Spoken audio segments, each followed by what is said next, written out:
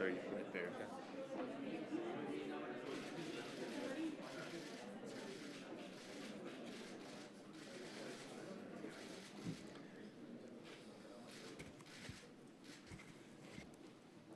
Well, another day.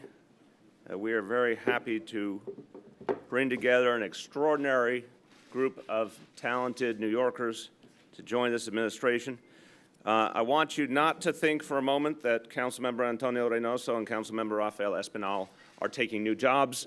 They're here in solidarity with the folks being named today. Obviously, happy as I am to have these great individuals join our team, and they will continue their good work on the City Council afterwards. So, as always, giving credit where credit is due in terms of these wonderful appointments, I want to thank First Deputy Mayor Tony Shores and Deputy Mayor Alicia Glenn and my Chief of Staff Laura Santucci. All of them put a lot of time and energy into finding the right folks for these roles, and I am convinced that once again they succeeded. We've said over these last 3 months that we had to do 3 things simultaneously. We had to make this government work every day for the people of the city, no matter what was thrown at us, snowstorms or any other challenges. We had to keep things running effectively and efficiently. 2, we had to bring together an extraordinarily talented group of people to staff this government. And 3, we had to change the direction of many policies of the city government on issues ranging from pre-K to stop and frisk to paid sick days, and move this government in a more progressive direction. We've had to do those things simultaneously, and we feel very good about where we stand now after these 3 months. And the appointees we are naming today fit beautifully with the approach we've taken, both in terms of their experience and capacity and their values. These leaders play a really crucial role in making New York City government work. The roles that we're talking about today, they don't always make it to the front pages, but they are among the most crucial roles in city government in terms of actually making sure that services are efficiently and effectively provided to people, and making sure that the taxpayers' interests are watched, making sure we get our money's worth, making sure we get the revenue that we deserve, making sure the money we spend when we build things is used effectively and efficiently. We use the most modern and sustainable approaches. And obviously, in the case of the Brooklyn Navy Yard, making sure that we continue to build not only our economy, not only grow jobs, but grow good jobs, quality jobs with good wages and benefits for people who need them. So this is really where the rubber hits the road in so many of these agencies. Let's start with the Department of Finance, our new commissioner, Jacques Jiha. The Department of Finance, by definition, is one of the bedrock agencies in city government. It makes everything else we do possible. Department of Finance, for example, collects more than $30 billion in revenue each year to make government work. Now, to lead this agency, we needed someone with 3 distinct skills, and they're hard to find in this combination. We needed an extraordinary thinker, a real wizard with numbers. We needed an experienced manager, and we needed someone deeply versed in the intricacies of public finance in New York City and New York State. And intricacy is truly the right word when it comes to the reality of city and state government and the finances of these entities. Jacques Jiha has all 3 of these qualities, and he has them deeply over the course of 25 years in public finance. He's built a reputation as someone of extraordinary integrity and someone who is particularly expert in budget and debt management, in economic analysis and forecasting, and understands deeply and personally the intricacies of the New York City and New York State pension systems. For 8 years, Jacques managed the Bureau of Financial Analysis at the City Comptroller's Office. He worked there in particular on municipal tax and revenue issues. He also served in the state government as Deputy Comptroller for Pension, Investment, and Public Finance. In that role, he managed all aspects of the New York State Common Retirement Fund, which was then valued at $120 billion, and at the time was the nation's 2nd largest pension fund. But as important as his experience, his knowledge, his insight is his understanding of the people of New York City, and his particular journey exemplifies so much of what New York City has been about historically. Jacques is truly a great New York City success story. He emigrated from Haiti. He was the first person in his college to go to college, attending Fordham University. He worked his way through college in a true New York City profession as a parking garage attendant.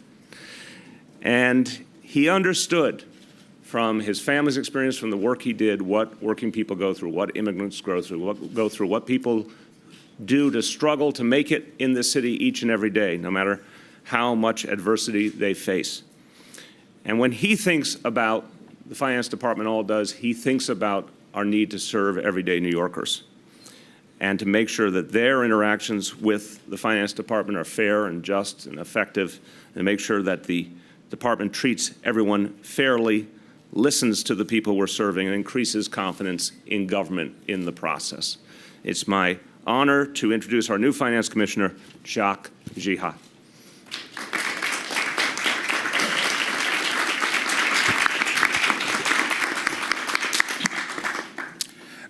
Thank you, Mr. Mayor, for this opportunity. I came to New York City about 34 years ago from Haiti with a simple dream. To looking for an opportunity, better opportunity, whether it's job, whether it was education, and to come in society with upward mobility. New York has exceeded all my expectations.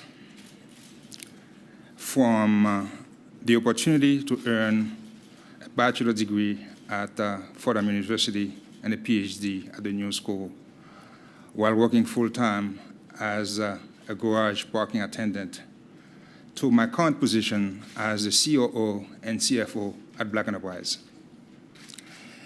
So it is with great joy, Mr. Mayor, that I accept your appointment as the next Finance Commissioner, because it gives me the opportunity to give back to a city that has given me so much, which is New York City.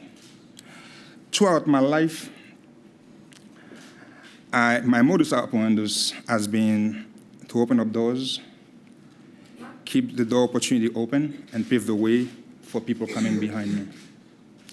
So I share your vision and your passion to make the city a beacon of hope and opportunity for all New Yorkers. Our job at finance will be to provide you the resources, the revenue that you need, that you and the city need, basically to implement your agenda.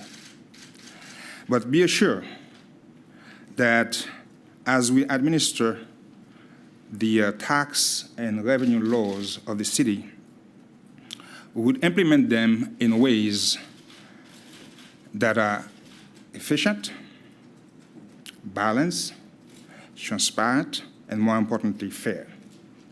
Again, thank you, Mr. Mayor, for the opportunity to serve the citizens of the city of New York. I also like to thank First Deputy Mayor Tony Shores and Budget Director Jean Fullerhan for all their support. I also like to thank my current employer, Earl G. Graves Sr. and Butch Graves, for their support for over the last 9 years as I work with them.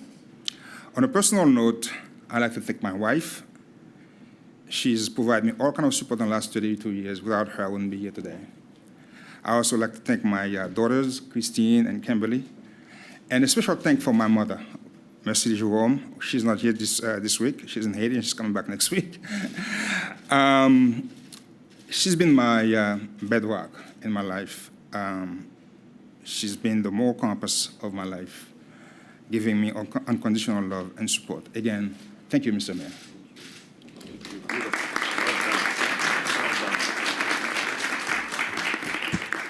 And I do want to note, I want to amplify that the Graves family and everyone at Black Enterprise was wonderful in recognizing that you were off to an important mission of public service, and want to thank them for understanding that we had to take away one of their talented people to help the people of New York City. So please pass on my thanks.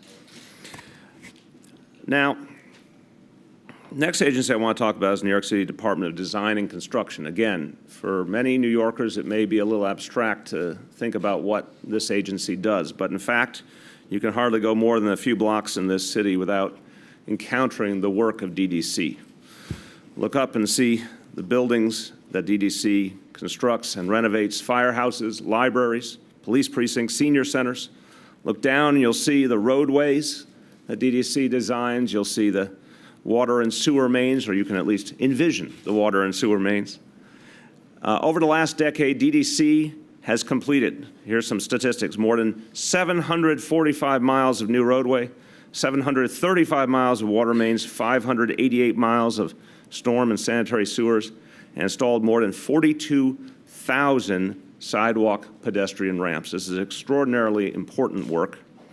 And to effectively run DDC, you need a leader with both the vision of how to make the agency run well and run effectively for the people of the city, and someone also with a profound knowledge and history in the areas of engineering and construction management.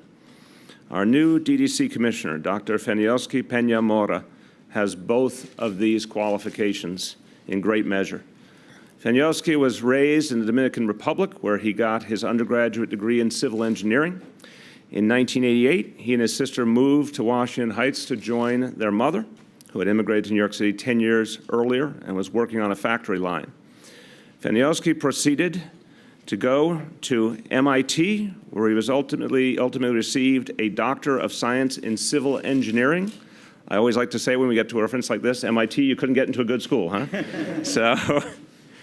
And then in 2009, became a professor at Columbia University's School of Engineering and Applied Science. And he has an extraordinary history, not only with that role, but also having taught in the areas of civil engineering, mechanics, earth and environmental engineering, and computer science. So he really has an extraordinary breadth of knowledge and capacity. His research findings have been tested and adopted in several large-scale infrastructure projects in a variety of parts of the world, including cities in the United States like Boston, including in Puerto Rico, and in other nations as well.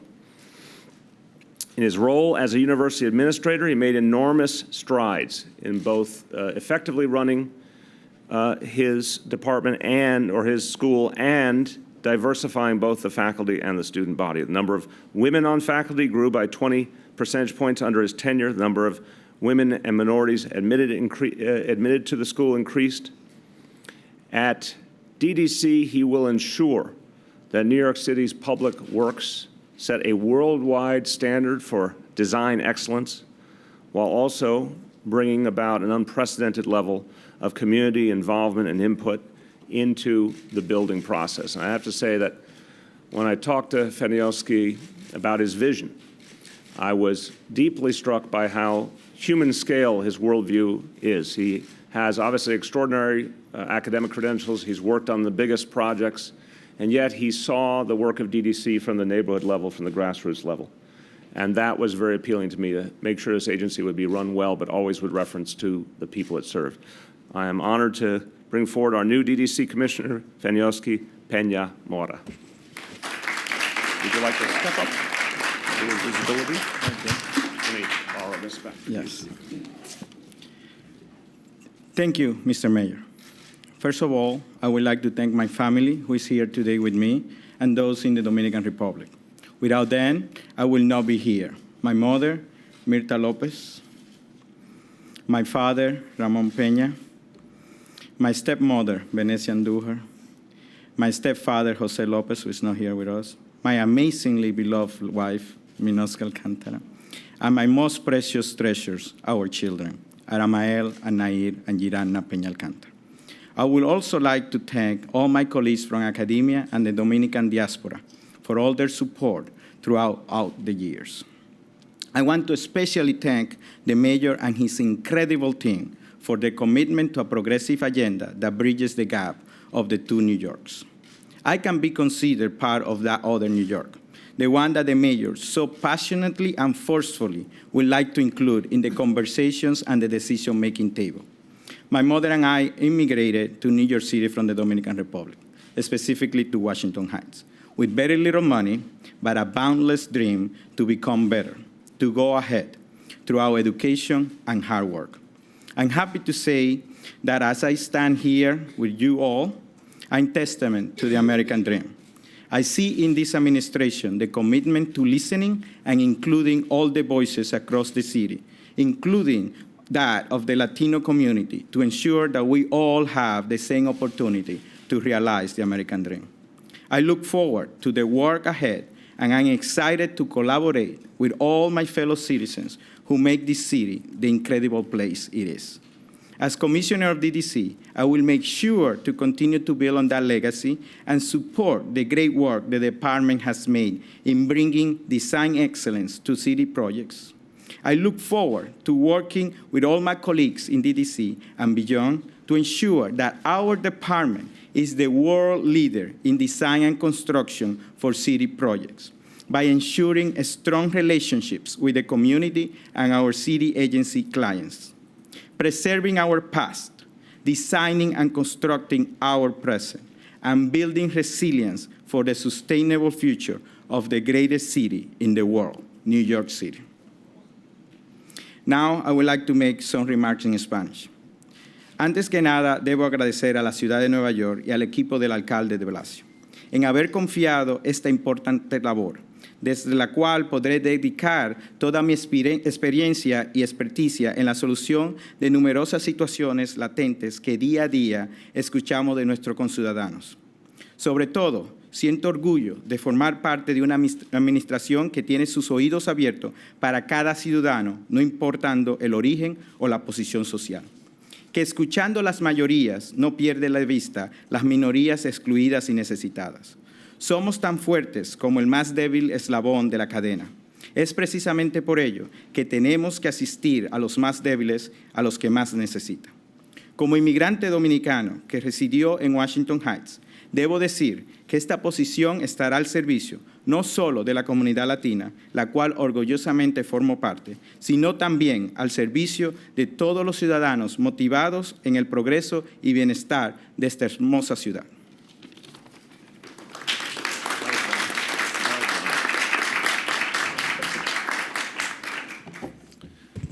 Now, the next agency I want to talk about is the Mayor's Office of Contract Services, another one that may not be on the lips of every New Yorker, may not be on the front pages, but does such extraordinary work overseeing all of the contracts that city agencies enter into with outside companies and with nonprofit organizations.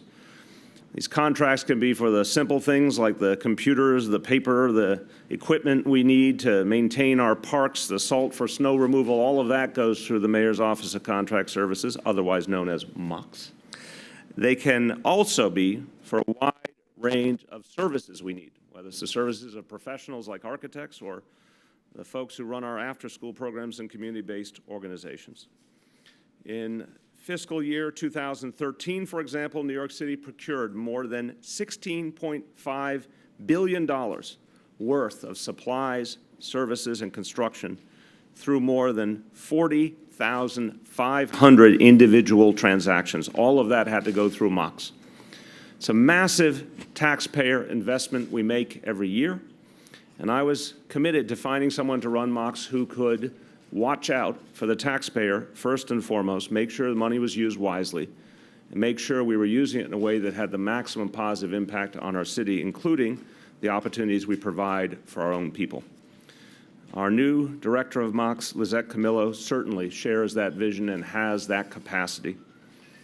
A resident of the Bronx, Lisette was born and raised in Washington Heights by parents who also came here from the Dominican Republic. So today is a very proud day for the Dominican community, seeing two of its own rise in the administration. And again, want to thank Councilmember Reynoso and Councilmember Espinal for their Dominican solidarity today. Lisette was the first member of her family to go to college, received a bachelor's degree from Columbia and her law degree from George Washington University. Also could not get into a good school. Sorry. Before she came into city government, she worked as general counsel for a labor union, Unite Here Local 100, representing food service and restaurant workers. She then, in 2007, joined the staff of the city council. I had the honor of working with Lisette on several occasions and saw right away that she was a special talent, and she has continued to rise. She was counsel to the Committee on Contracts of the City Council, the Committee on Juvenile Justice, and also worked closely with the Committee on General Welfare, one near and dear to my heart. She then joined MOCS, where she most recently served as Deputy General Counsel, where she directed the implementation of the MWBE program. She helped to draft new rules that require materials, supplies, and equipment that the city purchases to be greener. So she's someone committed to sustainability. She's committed to continually modernizing and streamlining the work of MOCS. She's someone committed to fairness and justice and making sure that the work of city government is inclusive of all New Yorkers. She really has an extraordinary history and extraordinary vision for this agency, and I know Lisette Camilo is the right person for the job as our new director for the Mayor's Office of Contract Services. Welcome.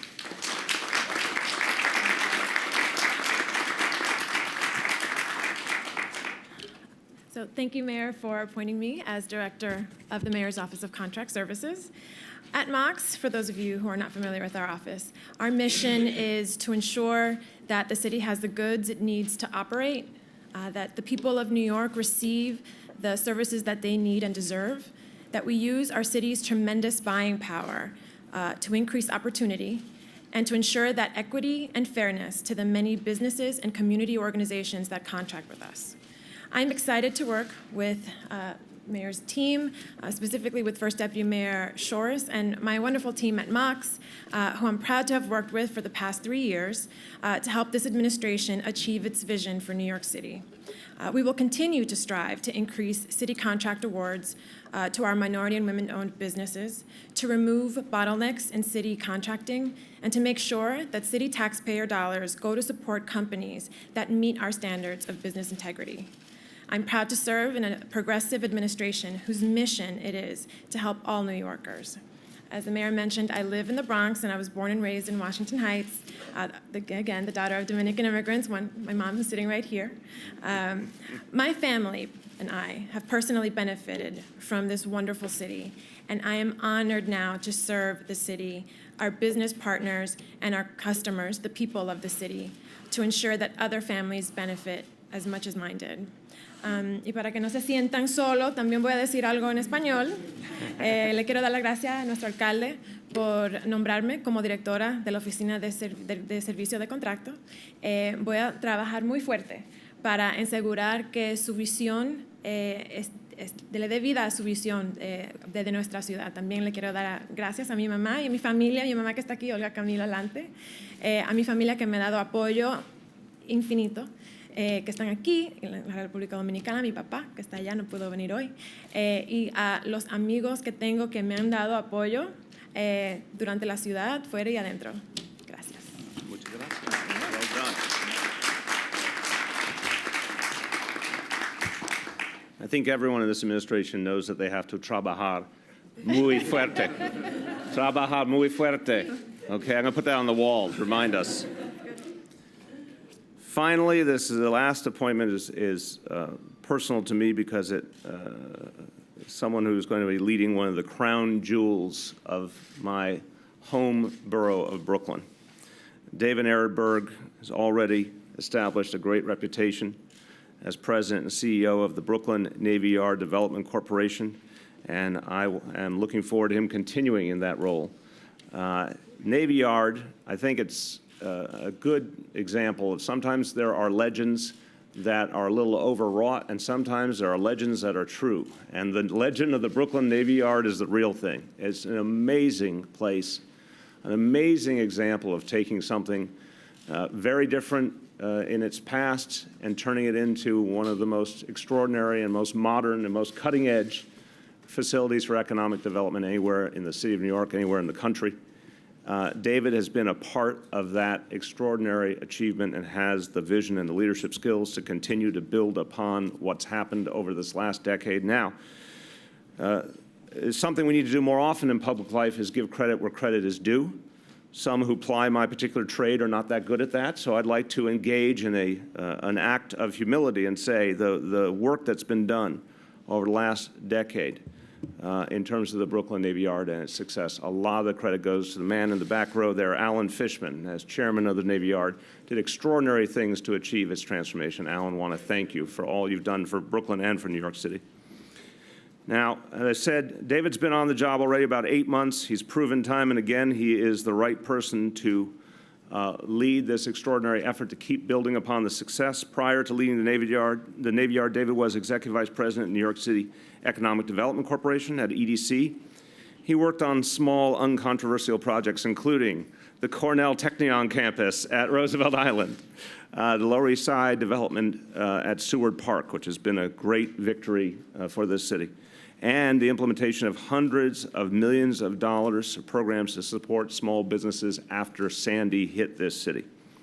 So David has been through the fire. He's learned how to deal with the most complex situations, and he has the leadership skills to make things happen. And not only has he worked on these high-profile situations, he's also known to have been known as someone who worked just as energetically, just as intensely, on less well-known but crucial industrial and manufacturing projects around the city.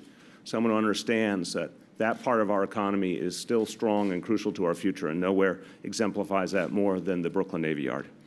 Now, some people have said, a lot of people we've hired are from Brooklyn. That's true. I want you to know we did an exhaustive search. I live on 11th Street. We looked all the way over to 13th Street, where David was born and raised, yes? And we found the right man. He has since migrated from Park Slope to Windsor Terrace, but he's still in the neighborhood. And he's still, this says you're still living in the same zip code you grew up. Is this? You're in 11215. Yep. All right. The paper never lies. Still living in the same zip code he grew up in, bringing those small-town values to the work of New York City government. And he sees, and one of the things that struck me, I've heard such great things about David, and I've gotten to know him, and one of the things that struck me is David understands what the Navy Yard can do to really give opportunity, including to a lot of folks who haven't had it. You think of where the Navy Yard is, you can go within a few miles of the Navy Yard and find some neighborhoods in this city that are still struggling. And here's this incredible beacon of economic development and progress. David sees the Navy Yard as something that's helping New York City to grow, but also as a place of opportunity for folks looking for a new chance. And I want to thank you for that commitment and welcome you as you continue your role at the Navy Yard. Thank you, Mr. Mayor. I am thrilled to join your administration and serve the city. As a Brooklynite, having actually moved to Brooklyn when I was about 3 months old, so not quite born and raised, right. but raised in Brooklyn and still qualify. And as somebody who's now raising a family in Brooklyn, I can think back to the Brooklyn of the 1970s and 80s when it was not known as a engine of economic development and opportunity, and having a role and playing a part in the further development of that and making those opportunities available to as wide a variety of residents of Brooklyn and the city is frankly a dream job. The Yard's mission is to ensure that New York City remains a viable and nurturing location for traditional industries, as well as innovation companies that are now largely driving job growth in the city. As these businesses grow and create more job opportunities, the logical conclusion of our mission is to ensure that those jobs are available to as wide a variety of individuals as possible. And that's something that we take very seriously at the Yard. Through our employment center that the Yard operates, last year alone we placed 250 individuals in jobs on the Yard or in businesses near the Yard, and placed another 200 students into internships on the Yard. One of the facts that really hit home for me about the Navy Yard's history was that at the peak of its employment in World War II, 77,000 people worked at the Navy Yard. That was more than 0.1% of the American workforce. Wow. The Yard was not an industrial powerhouse of Brooklyn. It was not an industrial powerhouse of the city or the country. It was an industrial powerhouse of the world. But when the Yard closed in the 1960s, that legacy was largely lost. And by the 1970s and 1980s, when I was growing up in Brooklyn, that legacy was almost entirely forgotten for most people. And what that really meant was that a critical path to the middle class had closed for hundreds of thousands of New York residents. At its low point, there were only 800 jobs on the Brooklyn Navy Yard, and that was not that long ago, about 25 years ago. But today, every inch of the Yard's 4.5 million square feet is fully leased to 330 businesses that now employ 7,000 people. These are well-paid jobs that develop careers and help shrink our city's omnipresent income gap, particularly for workers with less formal education. I will work tirelessly with my great team, who's also to be credited with the extraordinary progress at the Yard over the last number of years, to bring 2 million square feet of additional space online in the next few years. This space will provide additional affordable options to small and medium-sized businesses that are currently on the Yard or who call us every day looking for space at the Yard, so that they can grow and hire thousands of additional employees. And above all else, our employment center will continue to work to make these job opportunities accessible to New Yorkers, to all New Yorkers, and restore the promise that the Yard once represented in years past, the promise that all New Yorkers deserve preparation for and access to great jobs. Thank you again for this extraordinary opportunity.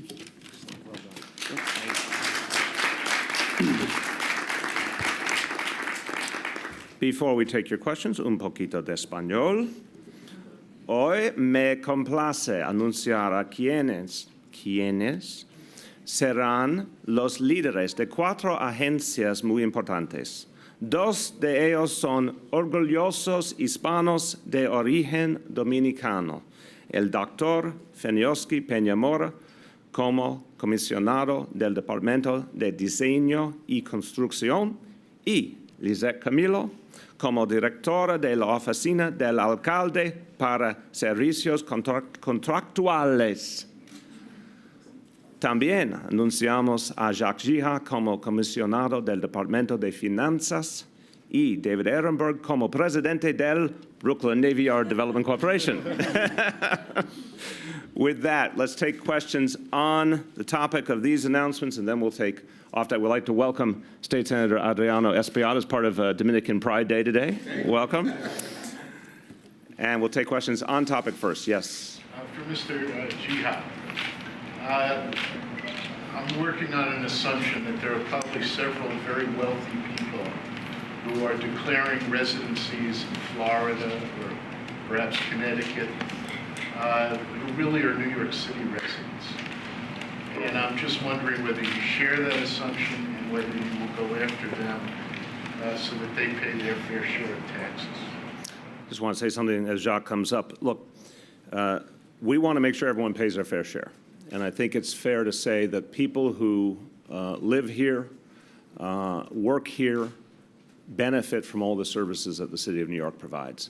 And it's very interesting. I've talked to a lot of folks in the business community, a lot of folks who have done well and are the first to recognize that the money they pay in taxes to New York City actually buys them a very, very effective product, a very profoundly important product in terms of public safety, in terms of schools, in terms of the quality of life in this city. So I just want to accent the positive. I think a lot of people do understand it's not only the right thing to do to pay your fair share, but you're getting a lot back for the investment you make, and we certainly want to make sure everyone does what they should do. Yeah, I share the mayor's position when it comes to this issue. It's a very complicated issue. Our goal is, as I said before, is to make sure that all taxpayers are treated equally, because this is a critical issue when it comes to tax compliance. You're dealing with, particularly when dealing with voluntary compliance. People have to feel like everybody is treated equally. So from my perspective, from a banker to an entrepreneur in the underground economy, we're going to make sure that everybody, as you administer the tax laws and revenue laws of the city, are treated in a way that is fair. But again, you also have to deal, the bigger issue here, you also have to deal with the rules, the laws. You know, as you know, folks have to spend a number of days in New York City. And at times, folks trying to escape New York City, you know, 30 minutes, 40 minutes before, before time expires. So it's an issue we have to look into.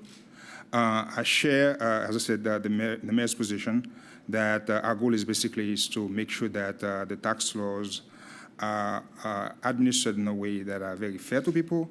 We also have to be transparent.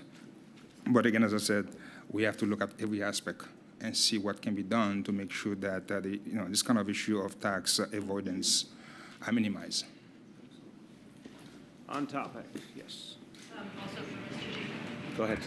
So, as you know, the city's property tax system is sort of a source of consternation for a lot of people who feel that assessments aren't accurately reflected that their bills aren't really reflecting what they owe, that people whose homes are worth a lot more are paying less in taxes. Do you share that view that it's an unequal or unfair system? And is there anything that you plan to do either in the city or in Albany to change that? Yes, it's a major issue. We have a lot of unfairness in equity. We think particularly some of the classes that we have in New York City. Again, we're going to look into every aspect of this property taxes in New York to see what can be done. It's a big project. Okay, we're going to have to review what's taking place. If there are discrepancies, inefficiencies within the system, we're going to have to try to minimize them. But at the end of the day, issues of equities and inequities between asset classes, we have to go to Albany to deal with these kind of issues. But our goal is basically to try to minimize, to some extent, as best as we can, to try to minimize inequities within class. Okay, so a class 1 property, your neighbor shouldn't be treated, equally situated people should not be treated differently. Okay, that's our goal. Do you plan them to go, as you said, you would have to go to Albany to really change the structure of the system. Is that something you plan to do? Let me jump in on that one. That's look, I think Jacques laid out exactly. This is a big, sprawling area of concern. We're going to look at it very closely. Part of why we wanted a finance commissioner with Jacques' experience and insight is to take a whole look at the tax system of this city and look to ways to make it clearer, more transparent, more equitable.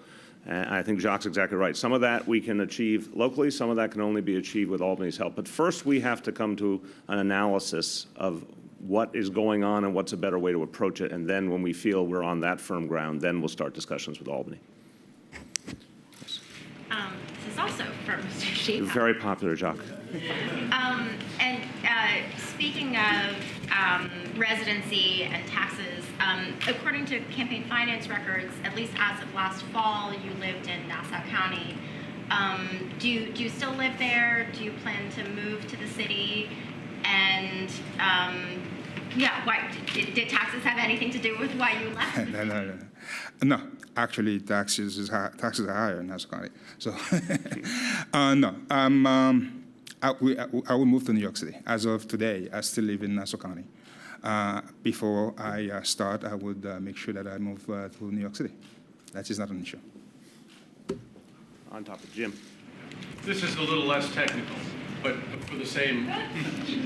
So, did I hear you say that you were a parking lot attendant at one time here? And I know you mentioned that. I think you mentioned that. If you did, when was that? And could you ever imagine that you are in the position that you are today? What happened? I know a lot happened in between. Yes, I was a parking attendant for a good 5 years. As I was going to college and the first 2 years of grad school.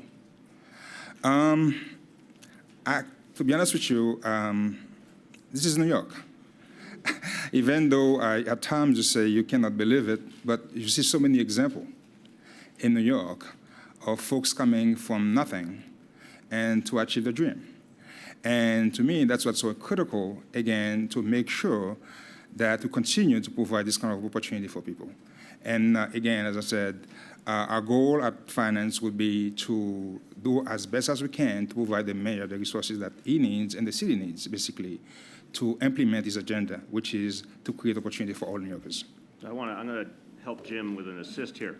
I think the specific question, did you ever see yourself going from that to this kind of thing specifically? No. No, but it's, again, as I said, it's New York. This is the American dream. We have a lot of examples. But again, I thank the mayor for giving me this opportunity. Thank you. Before I take another question, I just want to amplify this. I think Jacques said something particularly powerful there, that he saw other examples. He saw enough of them to believe it for himself. It wasn't something far away and distant. It was something that was thoroughly believable, and obviously, like so many people standing by me now, their hard work, their determination got them to that goal. That's gotten a lot harder.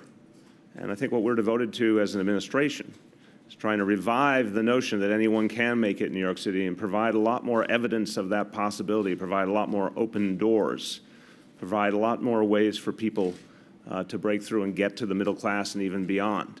And I think you're hearing it in each and every person up here. They all have very different kinds of agencies, but they share that sense of commitment that the New York City we all came up in was filled with that sense of opportunity. The New York City today, much less so, and we're not going to let it slip away. We're devoted to reopening that door and creating that opportunity again. On this topic, yes. This is another property tax related question. Exciting crowd here today, okay. For homeowners who are having their homes rebuilt or significantly repaired after Hurricane Sandy, property tax law, they won't be subject to the property tax cap anymore because of a substantial renovation or a rebuild. So they can expect pretty high property tax bills. I was wondering if this was something that was on your radar, something that you're looking to maybe see if Albany can adjust for those storm victims. I am not clear on the specifics of what we're doing on that. James, you want, or Alicia, since you're standing here, one of you want to come up to bat and help us? James Patchett, always ready. James Patchett, Chief of Staff to Deputy Mayor Glenn. The shorter answer to that is we're coming out with the report this week. We're highly, the Sandy report that we promised last weekend. We're highly aware of this issue. It's something we think is incredibly important.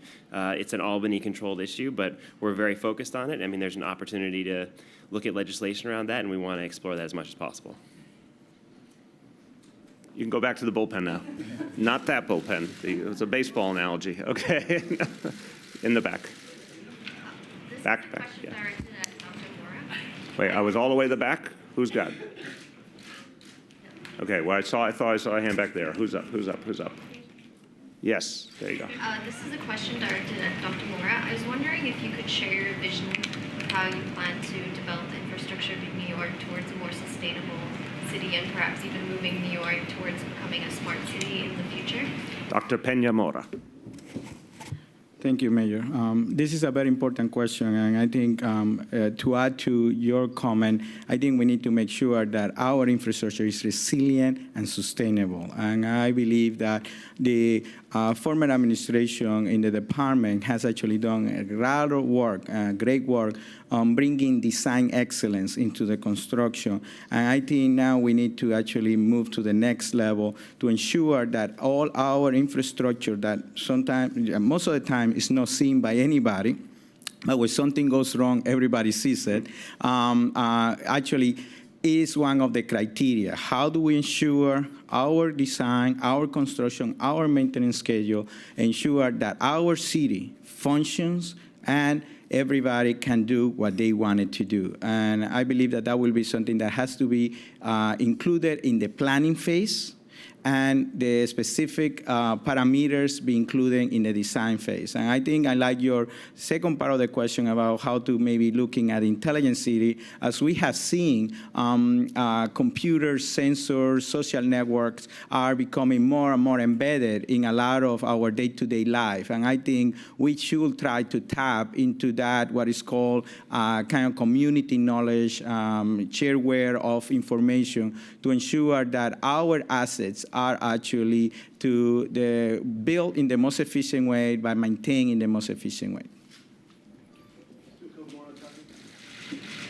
This question's for Dr. Peña-Mora as well.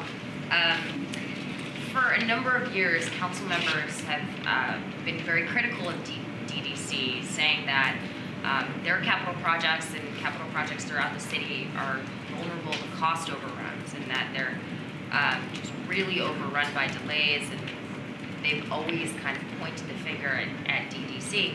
I'm just wondering if this is on your radar or plan on addressing delays in particular. We want to work closely with the council to improve the process around capital projects. And I think that means being realistic about what can be done when and making sure the project makes sense.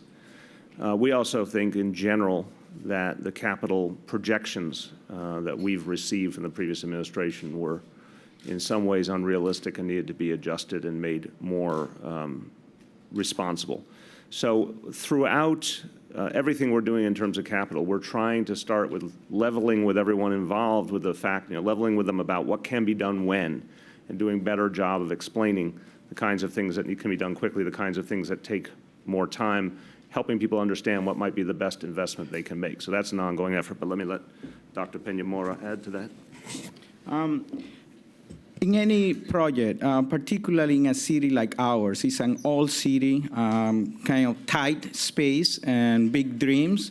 And actually, there is a lot of scrutiny. And I think it is important to increase transparency so that everybody understands from the beginning what is going to be done, avoid scope creep, which is something that large projects tend to have, and to be clear on the schedule and the cost. And I think I have been always focused on what I call the project ecosystem for the whole construction, in which the cost, the schedule, the quality, the social environment, as well as the environmental nature environment that we work on is really protected. So I will be looking at how to make sure that our projects meet that ecosystem in order to ensure that our resources from the city are spent in the best possible way and in a timely manner.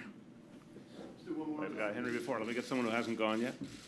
For Dr. Mora as well. Can you specify what kind of initiatives you might make so that design and construction is more environmentally sustainable? Specific ideas? I think, one of the first things that I have to do is actually learn more about the city, the department itself, and particularly our clients, because as you look at DDC, it's a service organization. We actually deliver projects for other agencies in the city, like Department of Transportation, the Department of Environmental Protection, the Department of Parks, and so on. So we need to understand and work with them to ensure that their priorities are taken care, that their needs are taken care, and really work on delivering those in the most efficient and effective way. So I will say that a lot of times in construction, what happens is that you have almost like the traffic light metaphor. You have green and red, stop and go, and then when you get the go, you have to rush. And I think we need to really spend time at the beginning. There is not a shortcut for planning, and we need to make sure that planning is taken. So I will put a lot of emphasis on the planning, being mindful of the pressures and the constraints that we all have, but I would say that that will be the first initiative that we will look. Better planning and more thoughtful engagement of the communities affected by the projects, as well as our clients, the city agencies. I just want to note that Dr. Peña-Mora, when we were interviewing him, one of the things that was really important was that he valued sustainability as part of the thought process in a very, very tangible way. His argument to us was from his previous experiences. He had tried to infuse the notion that sustainability had to be factored in, just like cost, just like schedule, anything else, on an equal footing. And that was refreshing to hear. I think there are still a lot of people, not shockingly, in the public and private sector who think a little bit too much in the here and now and don't think about the long-term ramifications of the projects that they're working on.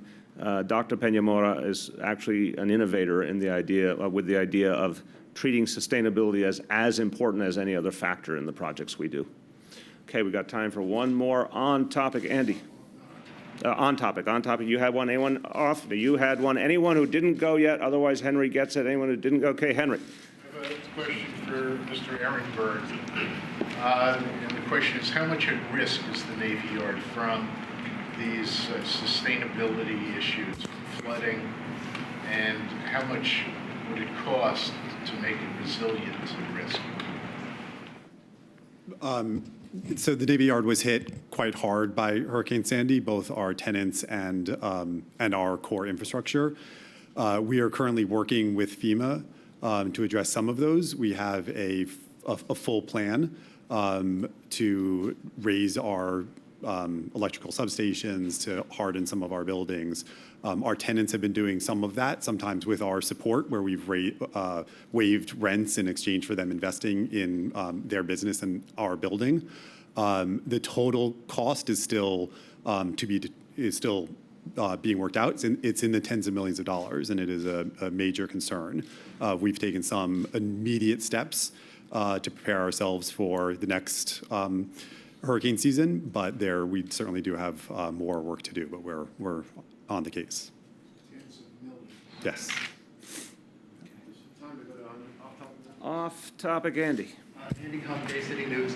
Chancellor Farina in 2005 was the city's lead witness in support of the ban on regular religious worship in schools. And she swore in that statement, which in 2005, that it violates the separation of church and state, confuses children and parents, is divisive, favors Christianity over Islam and Judaism because Sunday is available and other times are not, oftentimes, and that these perceptions can't be overcome with a disclaimer. So my question is, which of these sworn statements do you disagree with? Because her office will comment. What public process are you going to engage in if you try to change the policy? And why aren't you enforcing the existing policy now, given that it's been upheld by 2 courts of appeals and sustained by the Supreme Court? I admire the complexity of your question. I would have expected nothing less. I commend you. I've said very clearly what I believe, that a faith-based organization has a right, like anyone else, waiting in line their turn, paying the same amount as any other organization to use that space. We will, as a result of the court decision, will update our rules and refine our rules to make clear some specific parameters.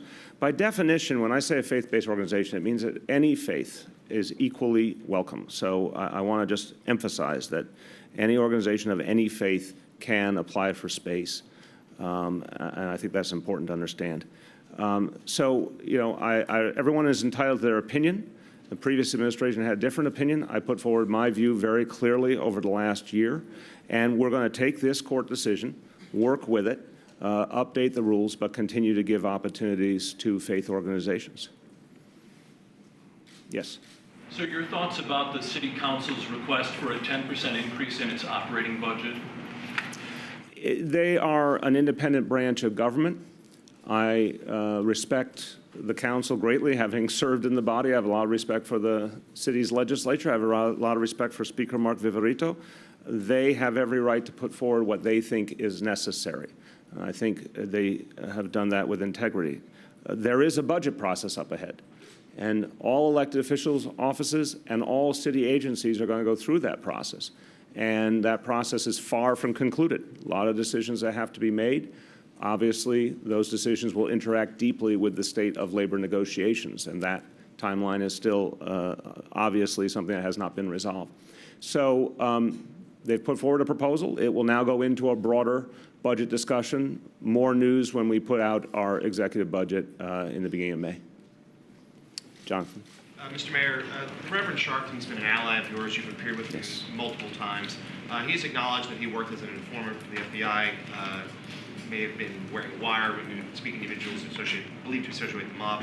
Wanted to get your reaction to this. Do you believe he behaved appropriately? Does this impact your relationship with him at all? Doesn't change the relationship one bit. I'm very proud to be his friend. I think he has done a lot of good for the city of New York and for this country.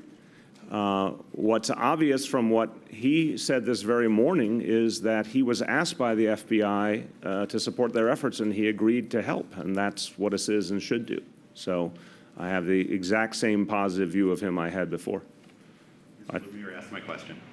Impressive. Don't you get together and pool the questions in advance, Courtney? Any thoughts on the poll numbers released this morning, the 49% approval rating, as well as that a majority of New Yorkers have an unfavorable view of the way that you've handled the charter school issue? Look, I don't focus on polling in general. I don't focus on any one poll. Every poll is different. The methodologies are different. It's just not how I see the world. I focus on governing. I focus on the substance of what we're here to do.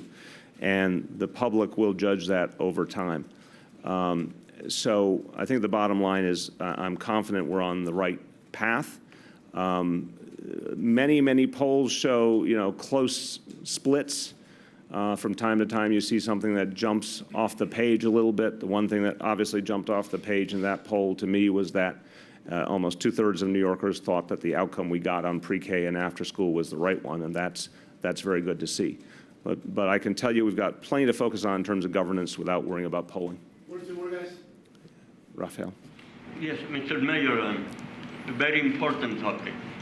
The mayor of Los Angeles, as well as Speaker Viverito, wrote to CBS, to the Los Angeles one, the Tonight Show, to be back to The Late Show. the Late Show. Right? Late Show. Thank you, to Los Angeles. The speaker wanted to stay here in New York. Where do you stand? I had a very good conversation yesterday with the man who will actually make that decision, Les Moonves, and I emphasized that New York has been an extraordinary home for the Late Show, and that we think it'll be a great home for the Late Show going forward. And I'm hopeful that that's what will come to pass. I think we have so much to offer, and the proof is in the pudding. Obviously, David Letterman made rich use of the surrounding environment of New York City, and I hope that his successor will do the same. Last question, guys. Mr. Mayor, on the lawsuit that was brought by female school safety agents alleging disparity in payments with the other unions, I'm just wondering if you're kind of sympathetic to that argument, or whether you think you might settle or fight that lawsuit. We do not accept inequality in pay, period. I will just make this personal for a moment. Some of you have heard the story that my grandmother came to this country from southern Italy with her sister, and her mother started their own business. My mother was a professional woman starting in the late 1930s, at a time when there weren't that many professional women in her field. We're just not going to accept inequality in pay towards women, and we're going to find a way, an appropriate way to fix that situation. And it goes well beyond the question of the lawsuit. I'm sorry it ever got to the point that the women involved felt they had to bring a lawsuit just to get to the justice that they already deserved. But we are going to ensure that there's equal pay in New York City government. Thanks, everyone.